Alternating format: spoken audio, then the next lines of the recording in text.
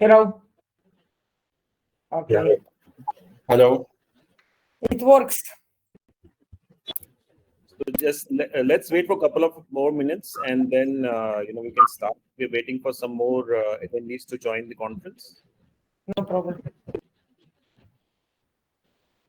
Thank you for the link. Well,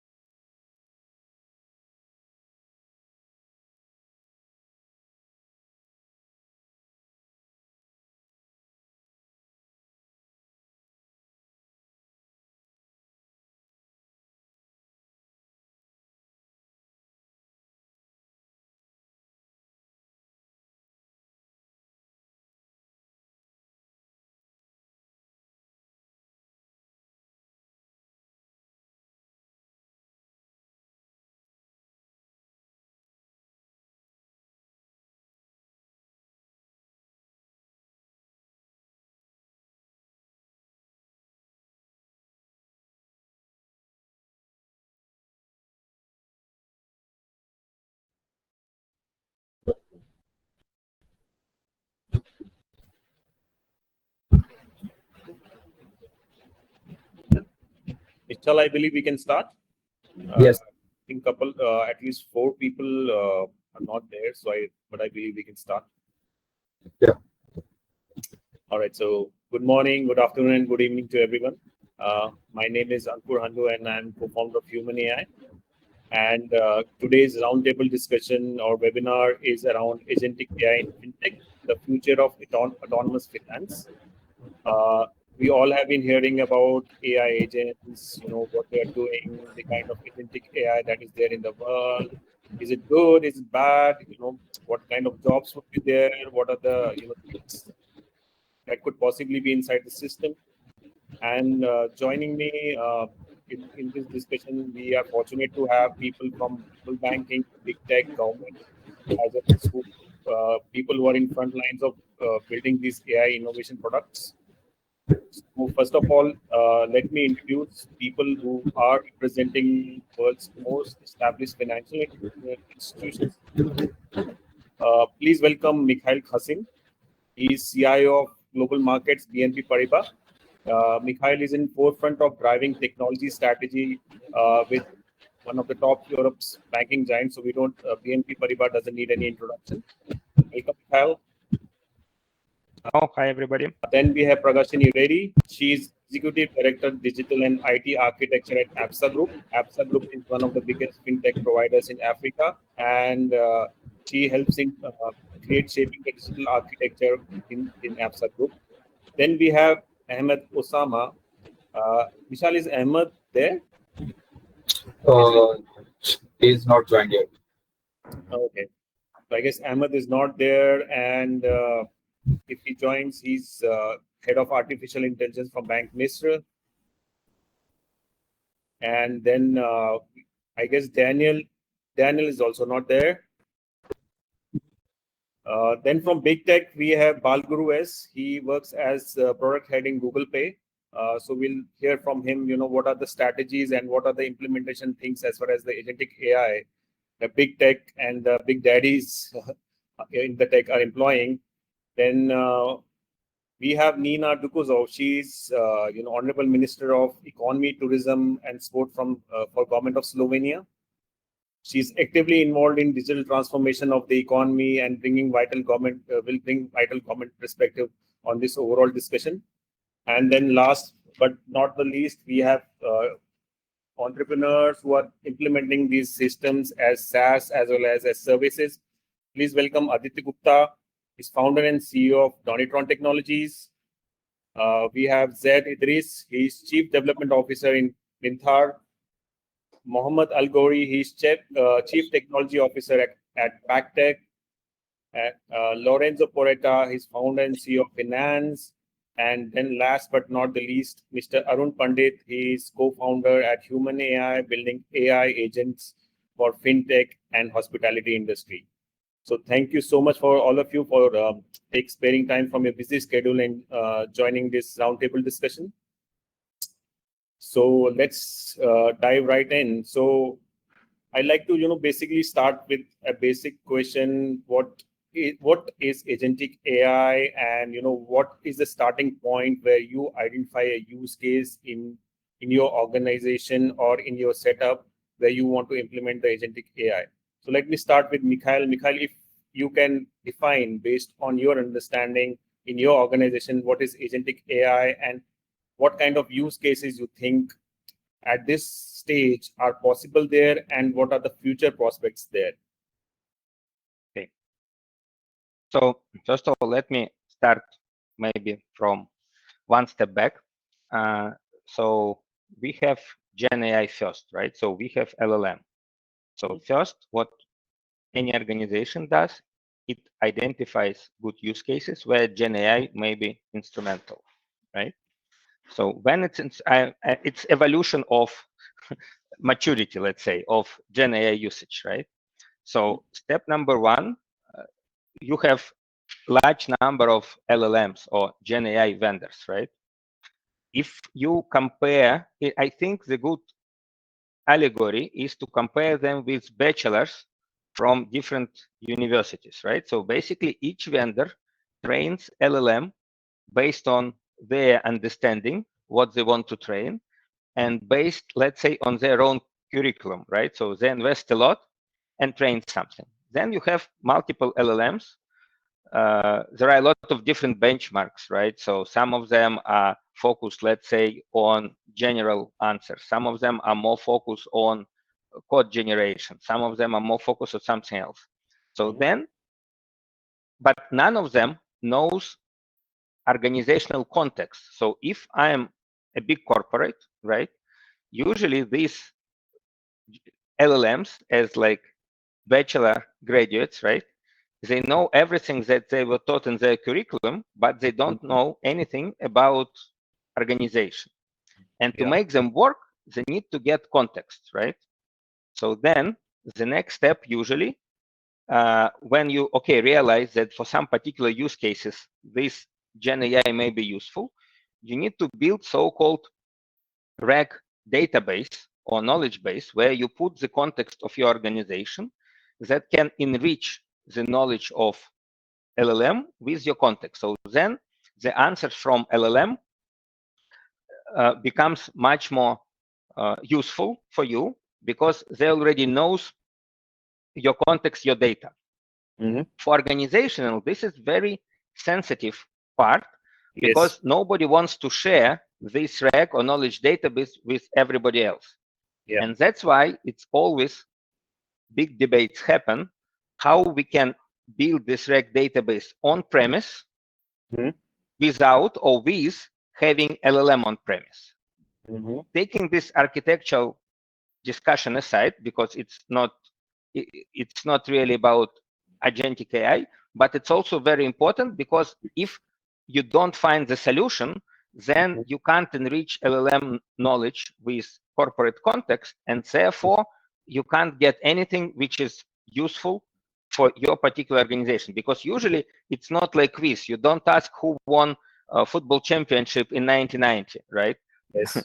You ask because, so you can ask it and get the good answer, but it's not something you can use for your work, for your profit generation or for cost optimization, etc., etc.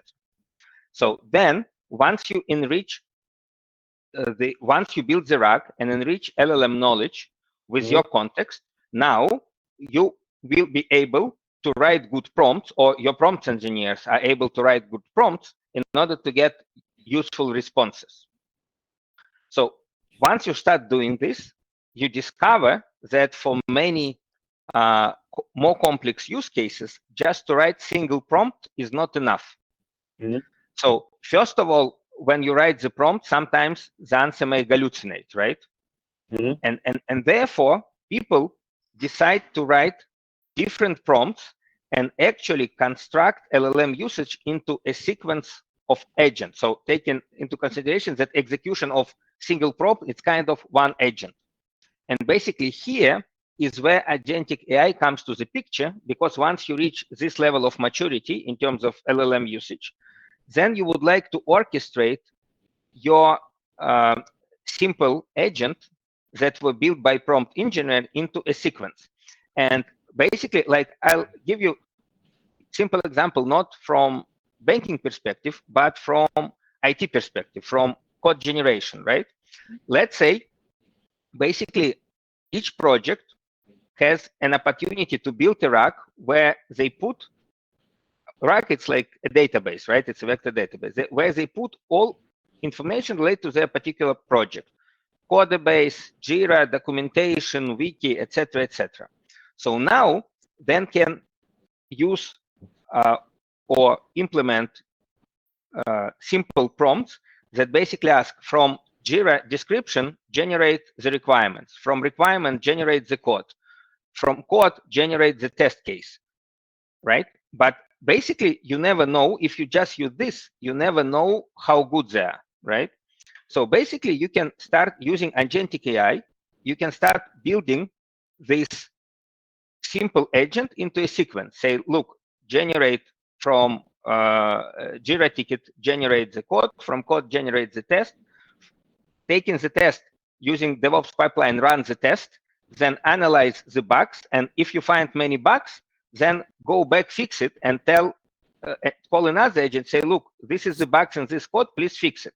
And only after a couple rounds of this sequence, you finally get more or less clean code. And this is how you avoid different types of hallucinations of the LLM at early stages. Because otherwise, if you don't use agentic AI and start using this simple prompt, okay, you can ask, like, generate the code, and then you discover that code is bad.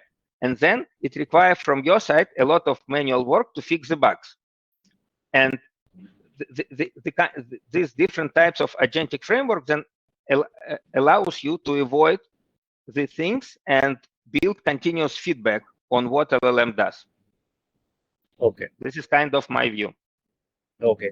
And so if we talk about, you represent one of the biggest banks in Europe. So have you basically implemented certain, use cases already inside your banking system where you are using agents?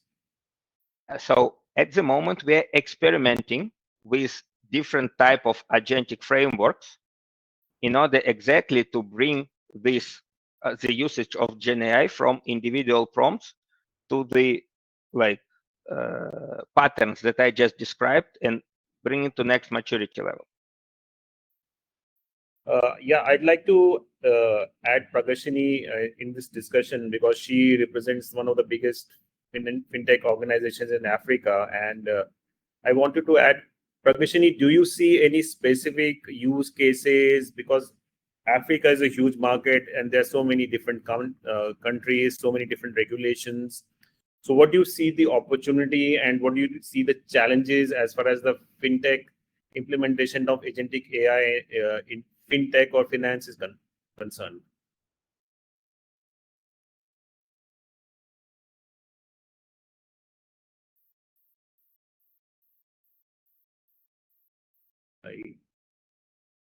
Pragashani, are you there?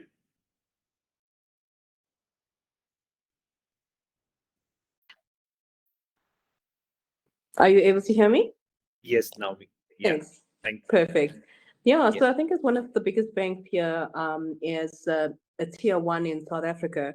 For us, we see it as transforming the customer experience with agentic AI.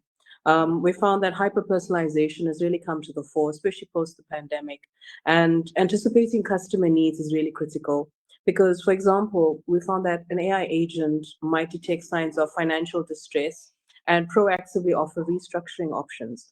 And these agents then move us more from a transactional service, which is how it has been historically and more traditional in terms of banking, to one that's going to be relational, but also always on. Because we've moved into a world where you have 24/7 requirements, and banking doesn't wait, and it doesn't take, all that much time to do a transaction. It needs to be when you're ready to do it. And I think that this transformation also does require very careful design, because you want to ensure that agents are acting in the customer's best interest, because we're not in the business of saying we want to optimize a product push or even look at revenue.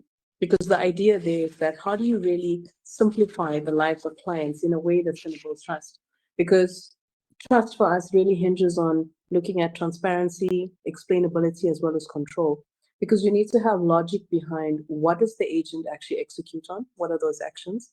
And when you look at sensitive domains like credit decisions, or you look at investment advice, we need to ensure that the agents are actually behaving within clearly defined guardrails, and that they're retaining the mechanisms for human override.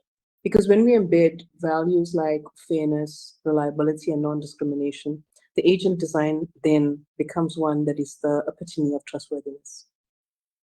So what I'm understanding is the right now case is mainly on the customer support, customer onboarding, and advising.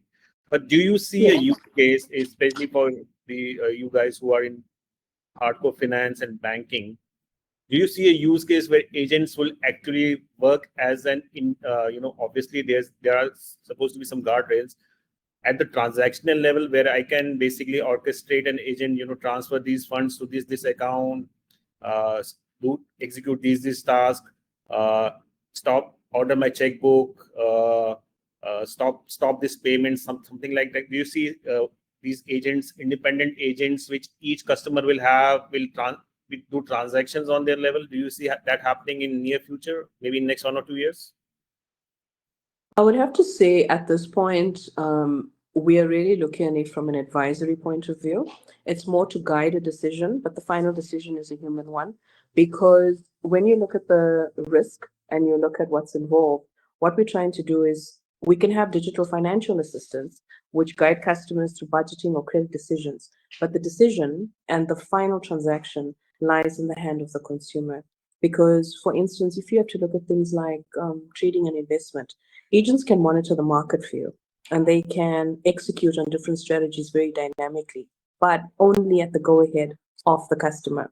Because when you're, looking at international hedging and the movement of large sums of money, the risk factor is too high for us to just automatically pass it on to an automatic agent. Because when you look at risk and compliance, it can be flagged as a breach.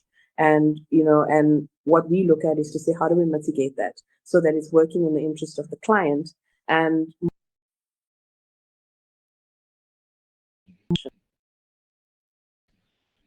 because when you don't have human handoffs, there is always going to be room for the element of the due diligence and the compliance coming in of not being at the highest level. Yes, that is true. And, it's easier said than done, because finance is an industry with a lot of risks and, a lot of compliances, and, it's actually money that is getting, you don't want to basically jeopardize all those things based on, orchestration of just an AI agent. I think, is Balguru here, Michal? Can you check? Because his point of view, especially if somebody is working in Google, and there's a lot of work that actually happens in Google that they say now it's been driven by AI agents. So we good to get his perspective on that. I'm not sure he's here. He had joined. I think due to some network issue, he left. Okay, never mind. So maybe I would like to get in Nena here, because she represents the government, and our government, especially from the perspective of digital transformation, right from cryptocurrency to digital transformation. Now AI is in forefront of this revolution. So I want to get her perspective. Where does she see the autonomous AI agents helping in citizens and minimize maybe minimize the government's role as far as the facility as well as interaction is concerned? And does she see any risks as far as the independent AI agents executing things is concerned? Okay, first of all, I have to say that I am very much reserved towards Gen AI. This is, and that opens the whole problem of large learning models, right? What we are doing in Europe, we are trying to solve the problem of large learning models and large reasoning models with that foundation models, which are based on cloud edge continuum. Afterwards, I will explain why Gen AI cannot be, or I don't see the possibility or the usefulness for autonomous finance or fintech. It's too risky. It's a matter of data, a matter of disclosures. It's a matter of everything, data protection. So I even don't think that it will be used for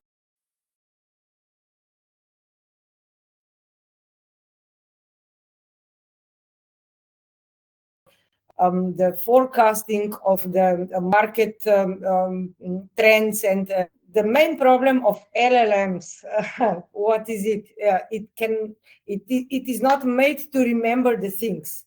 So Agentic AI is here to give him the memory, and this is very important.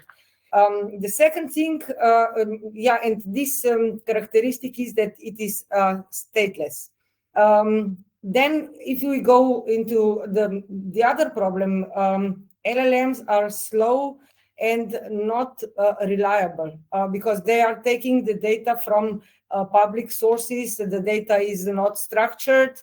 The data is just like an input into the AI system, and then trained on public data, so they have a little or no knowledge.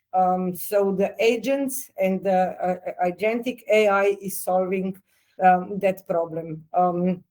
We heard at the beginning about the contextual solutions, and this is really very important. But as soon as we get the context, we get the chance for predictability. So this is the way how to come from Gen AI to predictive AI.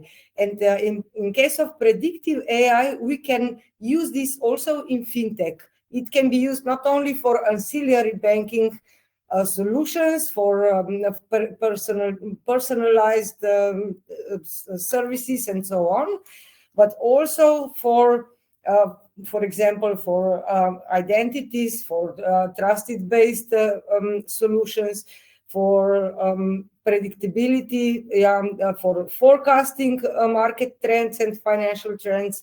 But still, we face the problem of slow and large times of processing the data and transforming the data. So what we are doing here in Europe, we are developing AI continuum. This is very important because AI continuum will mean lower latency, will bring the data to the locations where the companies or the users need that data.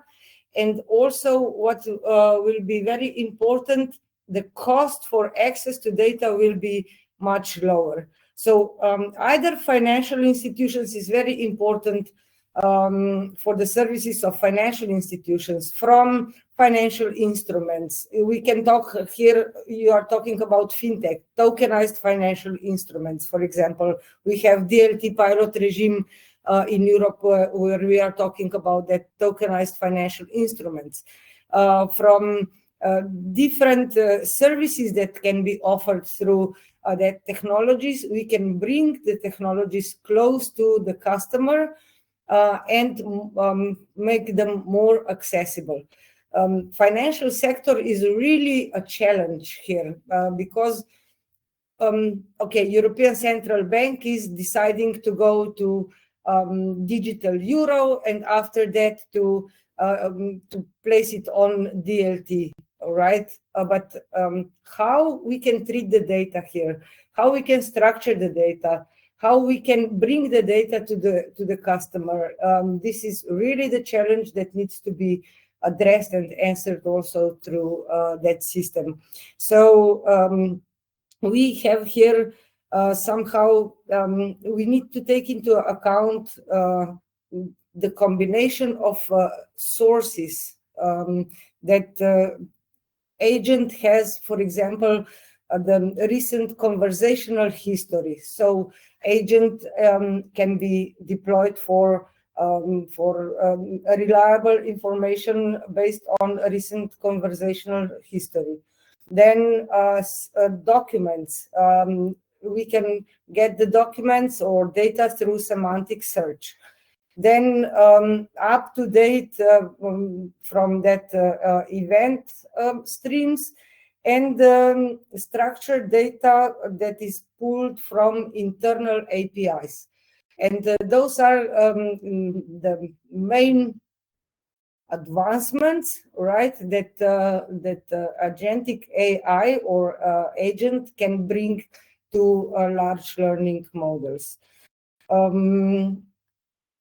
I think that it can be useful in case of finance, but we need to know that in any case, we will need to encrypt the data.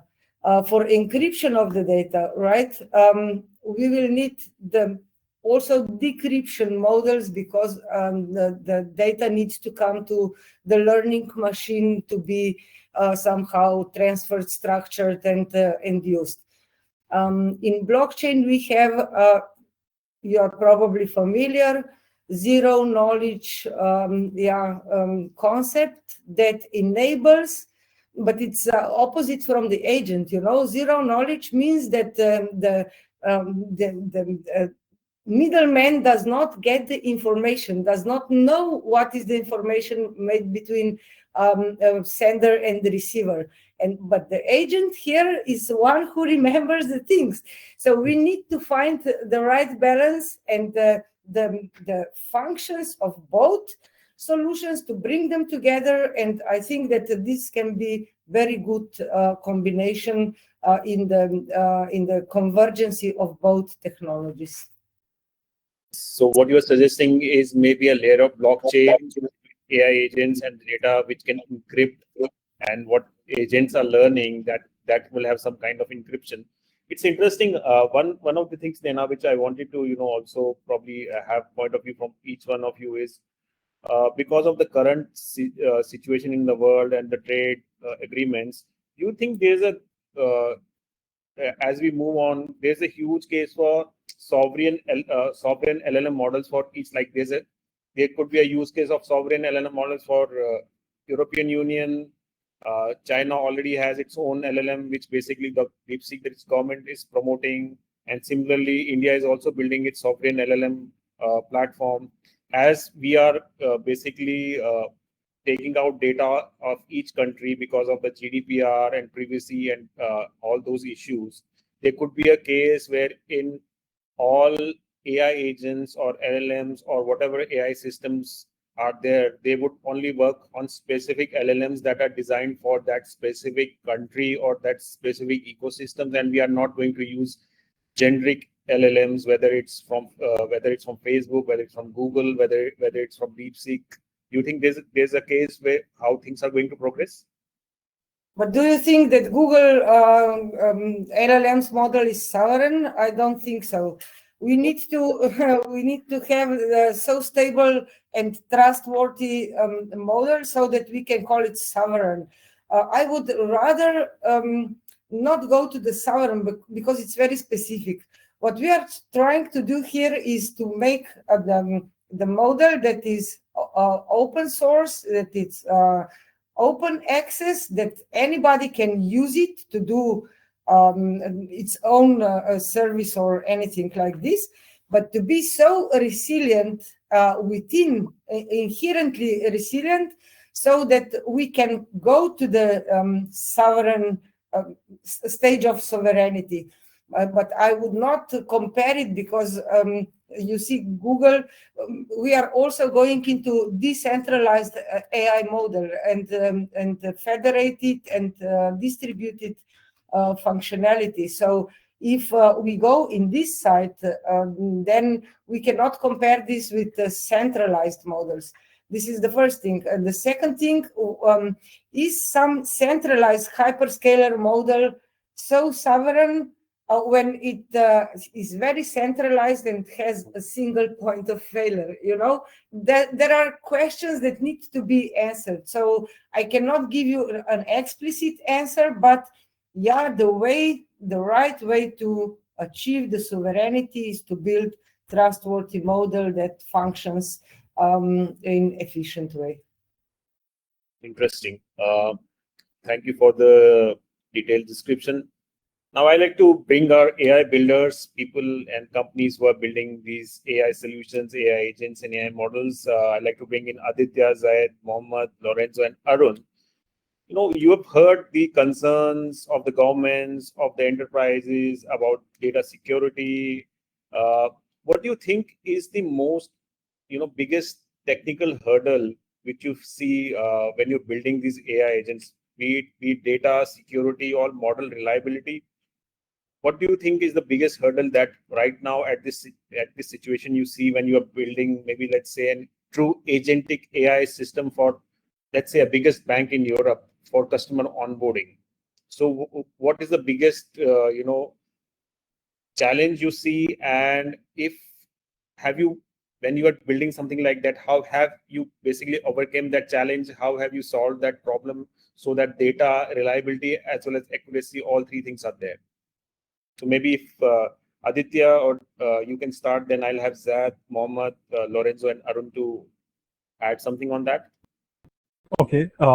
So how we fixed those issues were there were two ways basically. One was either going on-prem, deploying completely an open source model on the client's premises. That was kind of I would say a less going approach, because not every organization is ready to pay a large sum of money beforehand for deploying all the model. The other, we were trying to like put in a layer through which all the user specific data was fabricated, and like non-user data was sent to LLMs, and then we were just kind of remapping it to the actual data to show it back. That way we were able to like bypass this particular thing, and like in initial use cases that helped. Okay. Zed, you want to add something, how you overcame that problem? Because that seems to be a universal problem when you are trying to build any agentic AI system. You will always have this of data security, reliability, and speed.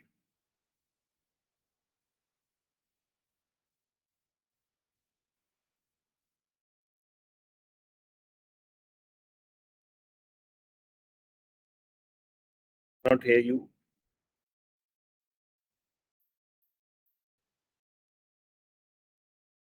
Oh, I think yes. Till we get Zed, maybe Mohammed, you can add something here.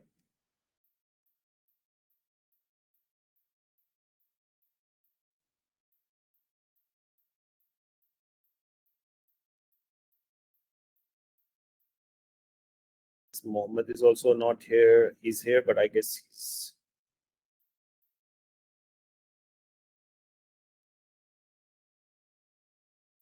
Lorenzo, can I add something about this one?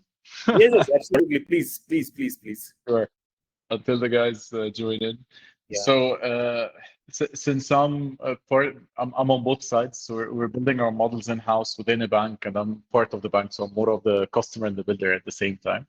I agree with the statements that were mentioned about the challenges that are in place, but I believe there is another challenge as well, which is calculating the ROI of it all. So if I'm going to do a hybrid model, which is, I believe you all said it perfectly, where in the financial sector, in banking, and in fintech, with the security regulations, the explainability aspect of it, and so on, hybrid models are the way to go. So some stuff you would have to do on a cloud, some stuff you have to do at the edge, some stuff where you have to move your model to where the data is instead of moving the data to where the model is. And there's the federated architecture also comes in play. But also there is a factor of what are you going to use Agentic AI for, and how much investment you need to put in, and what will be the ROI of it. That's something that you have to always prioritize, because if we're saying about the potential of Agentic AI in the sector, it's everything, right? You can actually literally unlock everywhere. But how do you prioritize that from unlocking real business value with the addition of Agentic AI that would require the investment? And as you mentioned, with the trade complications, sovereignty comes in play. There is a reliance on certain types of infrastructure. There is a reliance on certain hyperscalers and so on and so forth. So I believe the sovereignty is in figuring out a way where you can unlock the maximum value and invest more in the intellectual property of what you're going to use the LLM and Agentic AI for versus building your own LLM. Because again, ROI comes in place. If you're going to build your own thing, what's the ROI for that?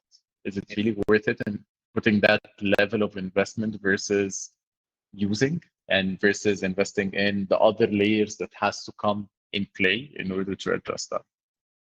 Interesting. And, I was reading this, probably Deloitte or EY has recently published that 80% of the pilot AI use cases that enterprises will implement, they'll fail.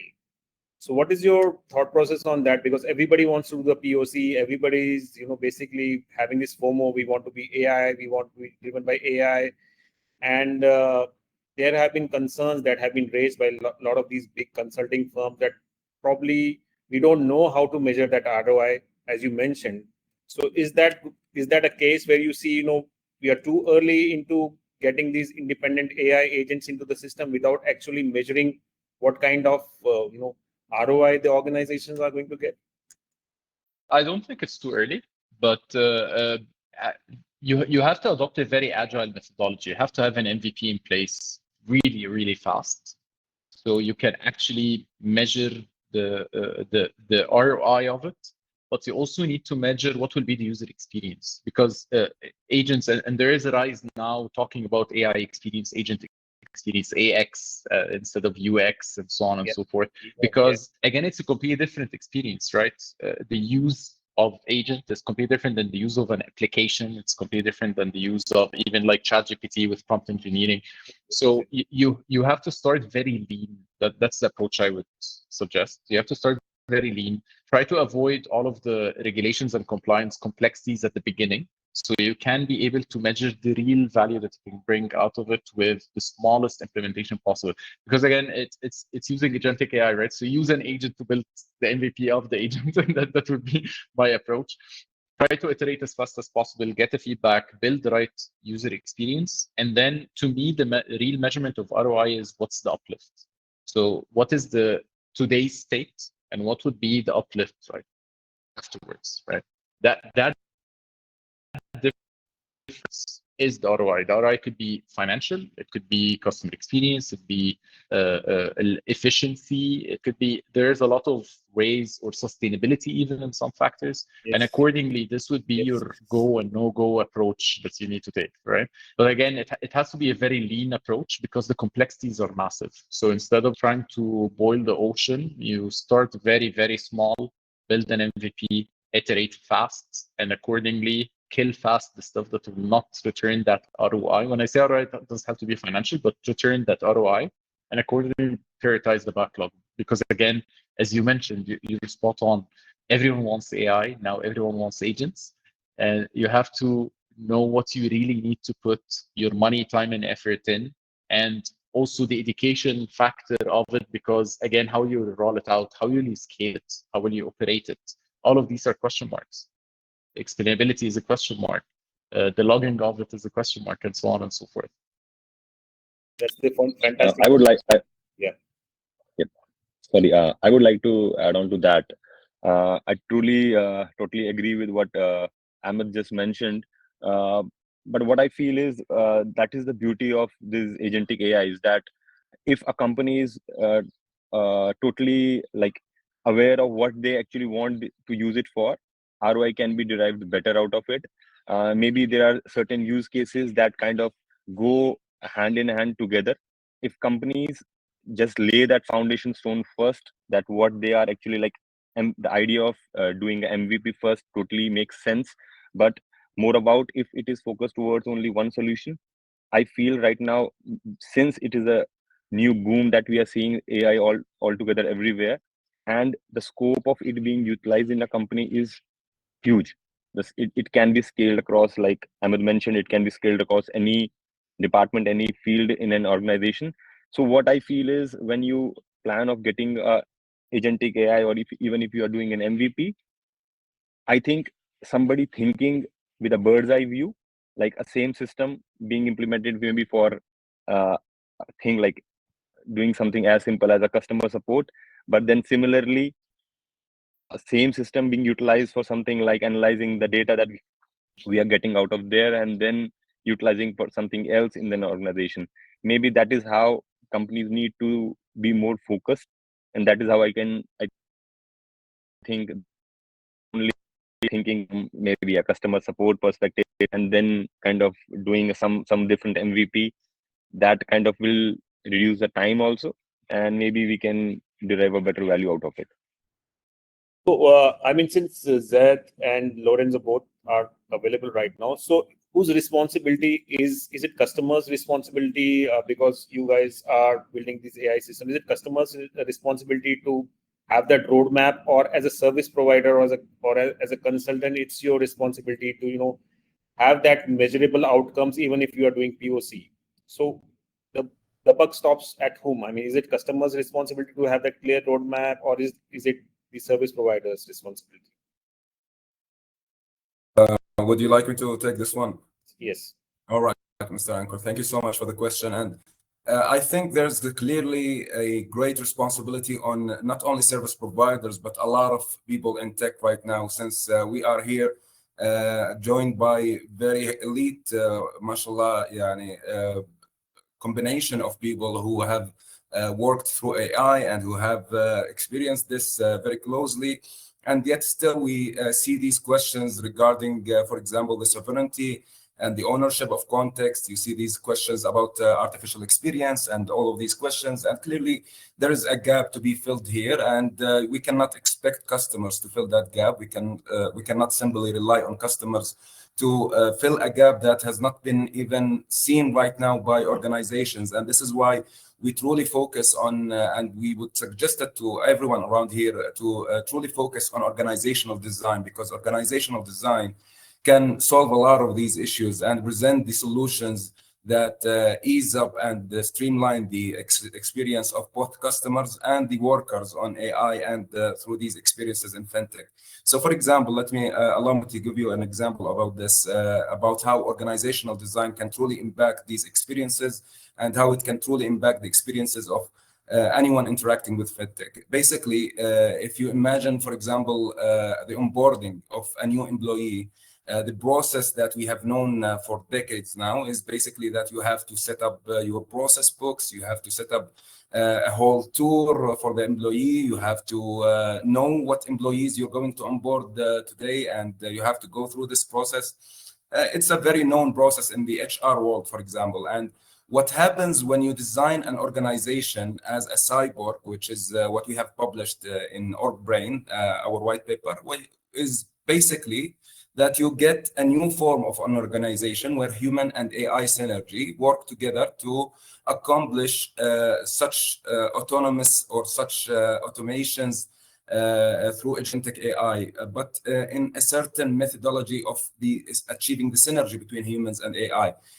This is where I'm telling you the responsibility on organizational designers and the system architects around the world lies. Basically, there's a lot of questions about context sovereignty and a lot of questions about the risks of using agentic AI. And what we need to do is we need to show examples in our organizations. We need to show how our organizations move today from being human only or human dependent or even AI driven into an AI native organization, an organization that thinks and breathes AI, an organization that can interact with AI on every single decision level. And that could happen for fintech specifically. I've heard a lot of the questions about risks and the possibilities and the failures that could happen, but I would suggest something for everyone around here, and that is to look into the audit grades and the audit traces and the human in the loop, for example, human in the loop techniques for making sure or ensuring that your organization design is sufficient enough for human and AI collaboration, sufficient enough for ensuring the experience of your customers is well within your metrics and well within your expectations for the use of the AI. And that's it, basically. You have to just start with your own organization, start to think and question whether your own context and your own memory as an organization is owned by you or not, whether your organization's decisions and your organization's automations and your processes are all recorded in some place that you own or not. If you can do that and you can move that as a context and you engineer that context for the AI in your field, in your domain, that's where you apply the semantic vector mapping doctrine that we talk about in our white paper. But basically, if you can just engineer that context, if you can prepare it in a way that AI will understand, where Agentic AI can work together with you, then you are enabling something great. You are enabling, you are opening the door for a new wave of employees, and those employees are the AI employees. And once you start working together with them in a way where you are the decision maker, as a human, you are the decision maker, and as the AI is the executioner, or even directly or indirectly, it does the execution for you, even if it has to just contact another human on your behalf to do the mission or do the task at hand. But regardless, as I said, you start with context engineering. Once you have your context engineered enough to open up the door for AI to work with you, then you can start using Agentic AI, not only inside your organization, but to serve your customers. And this is, to answer your question, Mr. Ankur, what basically is the responsibility of us as system designers and system architects is to look inside our own organizations first, question our own context first, see if our own context is engineered enough for us to use Agentic AI in our own organizations. Then we can look into customers. Then we can question the responsibility of customers. Thank you for the detailed And discussion. Yeah. Arun, you I want would to also like to add some. Yeah, I would like to add something onto that. Ankur, when you mentioned about like whose responsibility, like some clients, they come to us for getting some system maybe automated through AI, but we as system developers, we know what all other use cases as per that business of that client we can fit in these systems into. So maybe I feel because client can sometimes have that closed mindset of only fixing what a single issue that they have, but we as system developers, we know the capabilities of our systems, we know what we can deliver out of that. So I think somehow it has to be a handshake. But yes, as system developers, I think we can contribute it to a larger extent there, wherein we can kind of maybe suggest customers like so that it totally gives the ROI as well. Yeah. So it's also about how do you basically, with help of your customers or your stakeholders, define what is the ROI, how do you measure it? Not necessarily the ROI is measured in terms of it could be measured in terms of the efficiency, it could be measured in terms of the actual dollar value, it could be measured in terms of any other KPIs that the organizations, along with its key stakeholders, the consultants and the implementation engineers can define and then measure it. When they're implementing any AI system, they can measure it together. So it's a teamwork, what I could understand from all of you. Lorenzo, you want to add anything here in your point of view?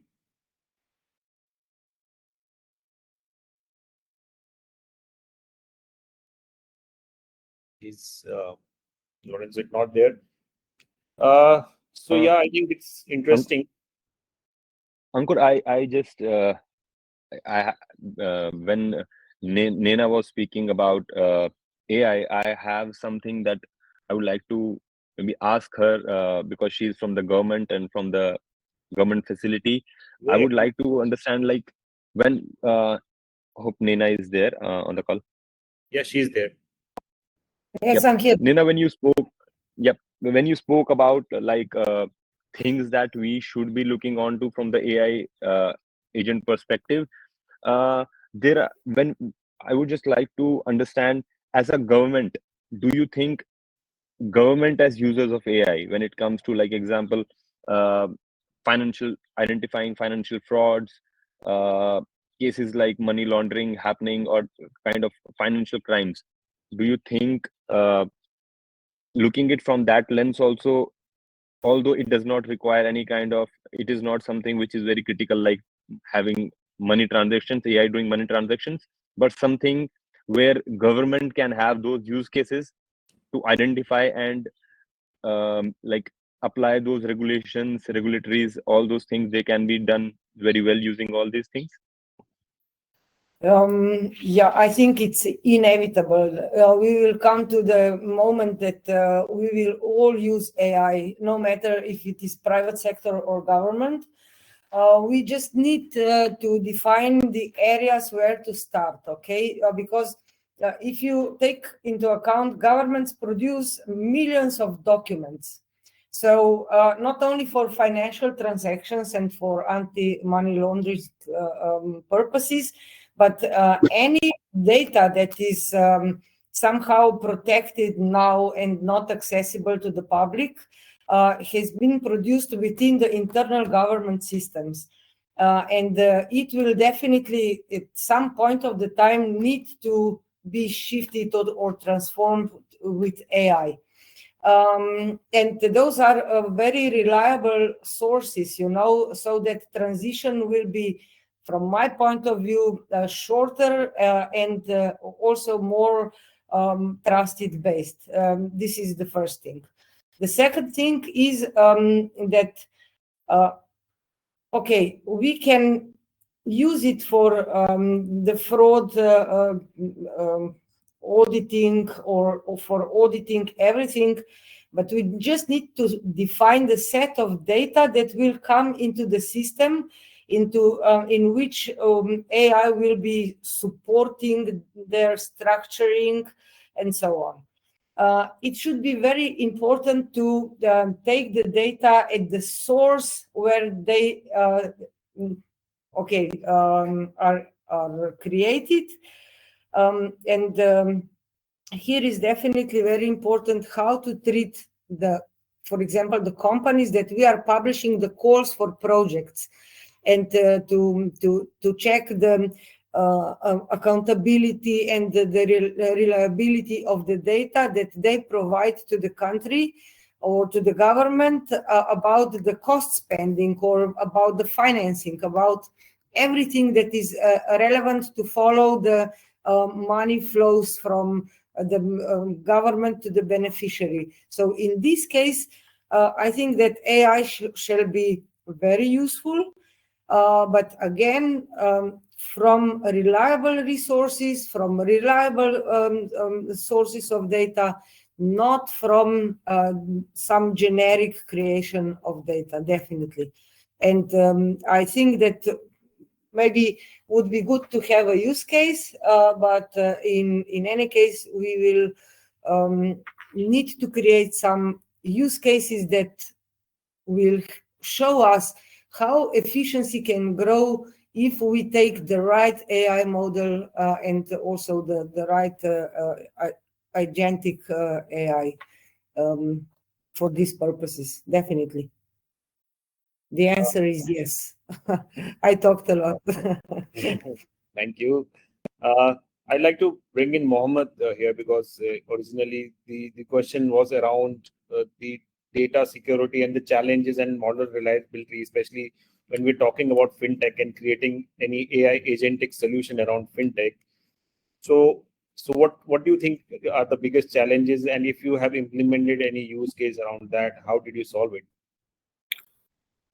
Okay, Ankur. So If we will speak about use cases of agentic AI model in case of fintech, we could spot in multiple aspects.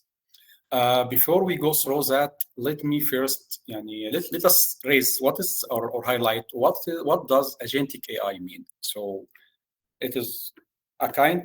I cannot say it is a kind of AI, but I can say that it is a behavioral paradigm. Okay, which is overlapping with generative AI and narrow AI.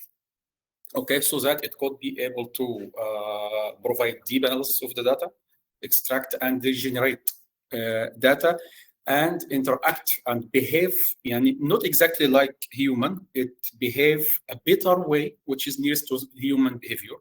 And I can say from my point of view, I could consider that it is a transition tool between narrow AI and the normal AI. Okay, so now if we wanted to fintech, we can use agentic AI multiple ways. Let's start from loan origination itself. How we are going to facilitate the loan origination journey, providing a seamless process, specifically the part of credit scoring and risk assessment. So setting the rule, monitoring the rule, refine the criteria, autonomously refine the criteria of assessing the customer. After that, we will go to the part of portfolio management itself. We want how we can use agentic AI to autonomously maintain our portfolio the way which is aligned to organizational objectives and requirement of the business. Contribution of each sector inside the portfolio, contribution of each segment inside the portfolio to mitigate and reduce the portfolio risk. Now, again, all of this must be aligned with the regulatory requirement. So again, I need also to use agentic AI to assure that I am compliant to regulatory requirement. Okay. In addition to also monitoring the compliance, I need also to be continuously comply to the requirement of the regulation. Now, this is what we are looking forward to have. But what are the key challenges?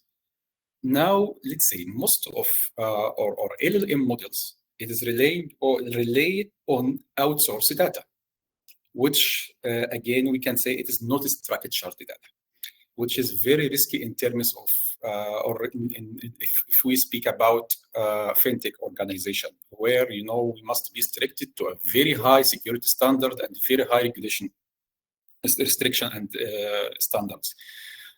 And here, really, I wanted to ask or raise one question to Mr. Ahmed Osama. How can we balance it between utilizing the benefits of agentic AI and at the same time mitigate the risk of using open, outsource data models and unstructured data model?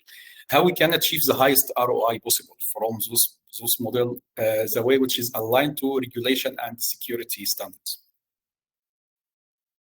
It's a good question. I think it's there are multiple ways to tackle it, right? And I think the regulations are also one thing that you can think of regulations in a way that it's something that doesn't change. Another thing is it's an evolving section as well. So like we are discussing right now, the use of AI and agentic AI, I'm sure regulators are also checking how regulations needs to adapt to the new technologies that are happening. Of course, that cycle might be slower than the cycle of technology, because I don't think anything in the world is as fast as what's happening in AI today. So even us technologists, we're having a hard time to keep up with all of the technology trends that are happening, right? So it's a natural thing that will keep on evolving. But to answer your question, I think the areas where it can help from a technology point of view is adding layers of explainability is one thing that can be very beneficial, where when you make any decisions or take any actions, you have a way to trace back why you made these decisions and why did you take these actions, and based on which weights, based on which data points, and so on and so forth. So explainability, I think, helps ease the fear of the use of AI and putting AI in the loop.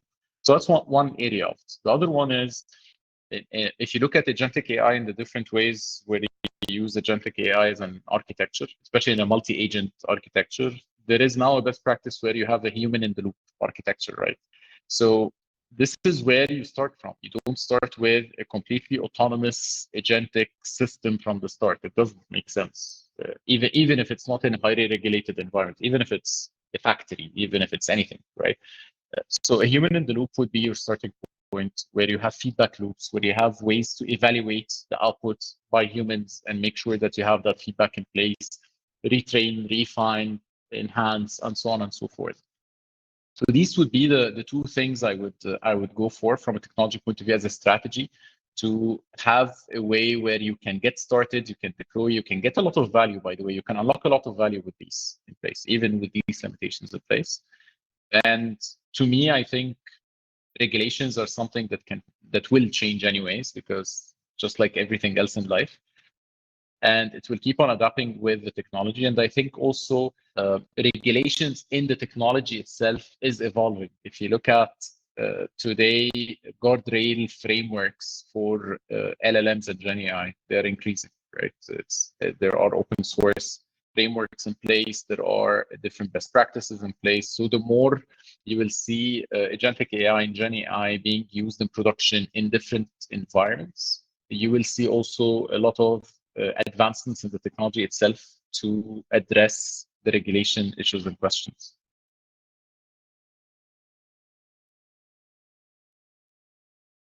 Yeah, thank you. Clear. Does anybody else want to add anything here? I mean, the forum is open for all. I'll be happy to, if you want to ask anything to anyone. We have people from banks, we have people from government, we have implementation guys, and feel free to ask anyone any of these questions, and then we can quickly wrap up and go ahead.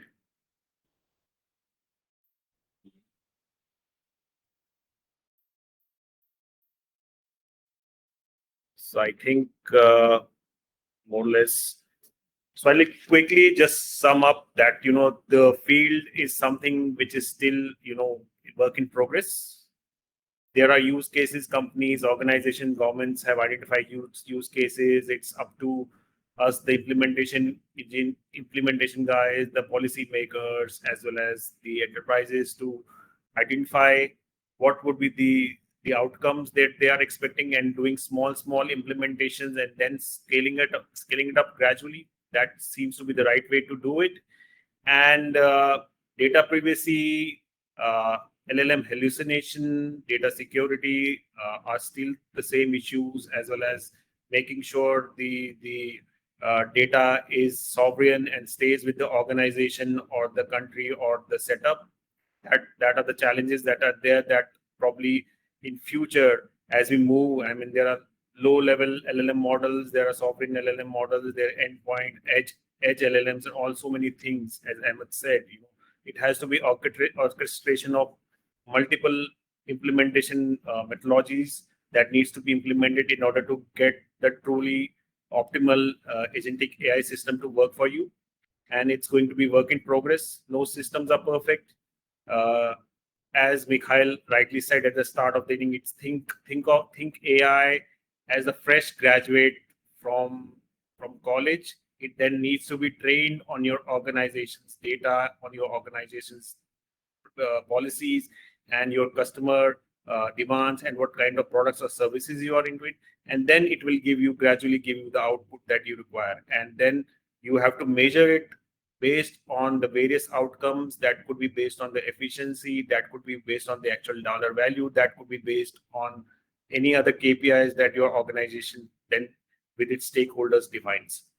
So on that note, I think I'd like to end this conference, and I really appreciate all of you spending time from your busy schedule. Thank you, Mikhail. Thank you, Pragashani. There is one thing Aditya wants to ask something from you. Yeah. Am I audible? Yes. Okay, actually, I wanted to get into one of the use cases like we were trying to solve, and it is more around AML compliance and regulation. Like currently, if you would see how manual analysts are doing the like reading dense AML policies and handcrafting the reports, agents completely can solve this particular use case. If you break it down, like agents can pull policy text and completely check it around all the case data, map it back, and even provide you the citations back, like why it made that particular decision. It's like GRC. You're talking about the agents just doing more like a GRC kind of solution for an organization. Yes. Yes, that's an interesting use case. Yeah, and then a lot of AI platforms who basically are doing a lot of GRC, and this is a good use case. I agree. Yes, and that actually auditors would for sure love that, because now every decision is explainable completely by the design of it.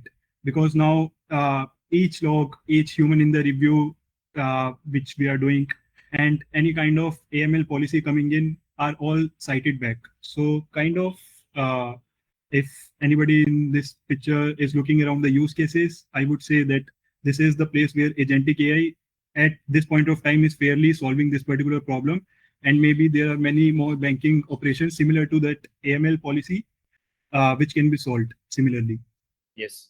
And one more use case which is pretty prominent, I would like to add, is the customer onboarding, which in a lot of geographies, it was a lot of manual process because there are a lot of background user identification systems that are used. But a lot of banks, especially in Asia nowadays, have automated that by integrating a lot of customer verification platforms as well as visual representation of computer vision, and they do customer onboarding digitally using agentic AI systems. I know there's a big bank in India called ICICI Bank, which has basically started doing customer onboarding just using their AI agent system.